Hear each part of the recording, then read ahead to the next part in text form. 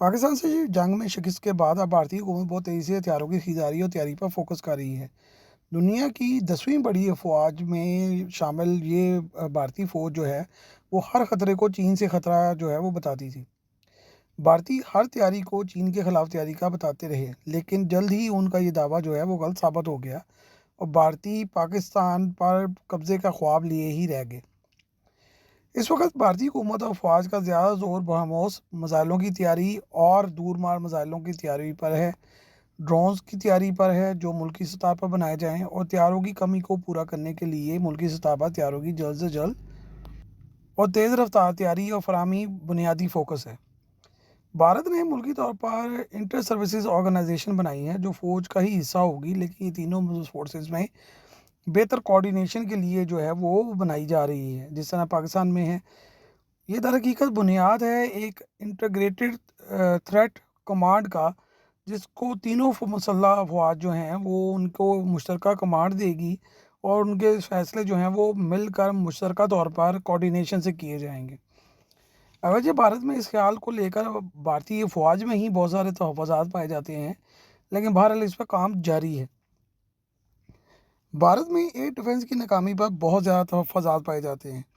بھارتی آکاش میزائلوں کی کارکردگی اور S-400 میزائلوں کی تباہی نے بھارت میں بہت زیادہ جو ہے وہ خفت اور جو ناپسندیدگی کا اظہار کیا جا رہا ہے۔ بھارت کی فضائیہ اور آرمی کو پاکستانی ڈرونز کی اہلیت کا بھی اندازہ نہیں تھا۔ پاکستانی ڈرونز نے جس طرح بھارتی ریڈارز اور ایئر ڈیفنس کو چکمہ دیا، بھارتی اس اہلیت سے خاصے پریشان نظر آئے۔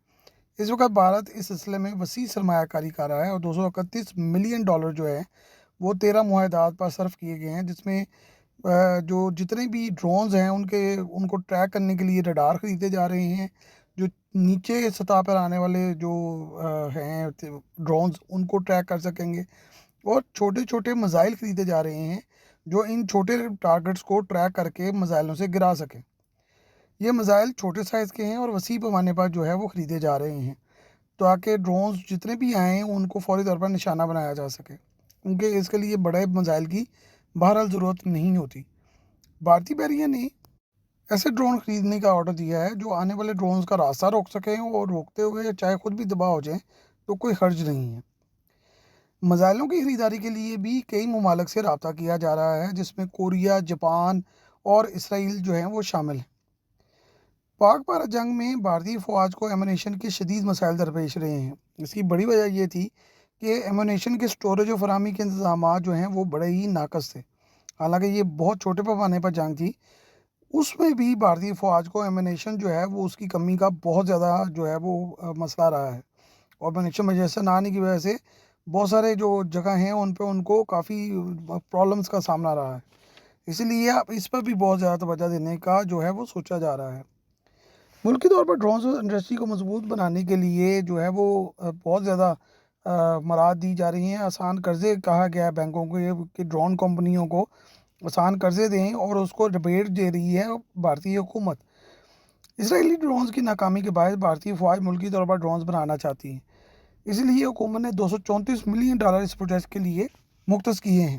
بھارتی ایئر فورس کے رافیل طیاروں کی تباہی کے بعد ملکی طور پر طیارہ سازی میں بھی بہت زیادہ فوکس دیا جا رہا ہے۔ بھارت نے فرانسیسی کمپنی سیفرون سے انجن کی خریداری کا معاہدہ کیا ہے۔ یہ وہی انجن ہے جو رافیل میں لگے ہوئے ہیں۔ امریکہ نے سے F404 انجن جو ہے وہ تاجس Mk1 کے لیے اور F414 انجن تاجس Mk2 کے لیے خریدے جا رہے ہیں، جن کی ترسیل کو یقینی بنانے کے لیے امریکی کمپنیوں کو زائد قیمت بھی ادا کر دی گئی ہے۔ بھارت اپنے 5th جنریشن طیارے کے لیے فرانسیسی انجن استعمال کرے گا، کیونکہ امریکہ سے تعلقات اب خراب ہو گئے ہیں، تو اس لیے اب سیفرون کے انجن جو ہیں وہ منتخب کیے گئے ہیں۔ جنوبی کوریا سے بھی KF-21 لڑاکا طیارے خریدنے کا خواہشمند ہے اور اس پر بات چیت ہو رہی ہے، لیکن یہ بات چیت جو ہے وہ آگے بڑھتی نظر نہیں آ رہی۔ جبکہ جاپان سے بھی انجنوں کی خریداری کی کوشش کی جا رہی ہے تاکہ ملکی طور پر ہی طیارے بنائے جا سکیں۔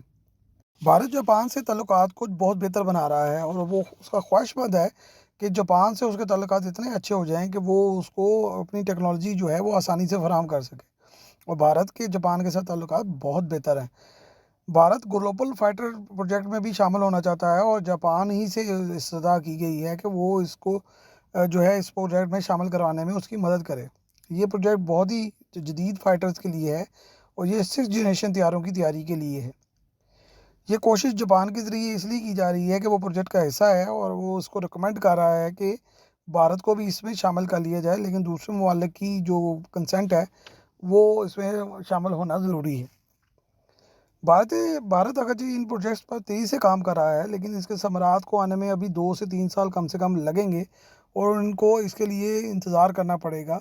और ये काम अगर अब शुरू हो गया है तो करप्शन के बगैर और मिसमैनेजमेंट के बगैर हुआ तो यकीनन भारतीय फ़ौज के लिए ये बहुत कारगर साबित होगा।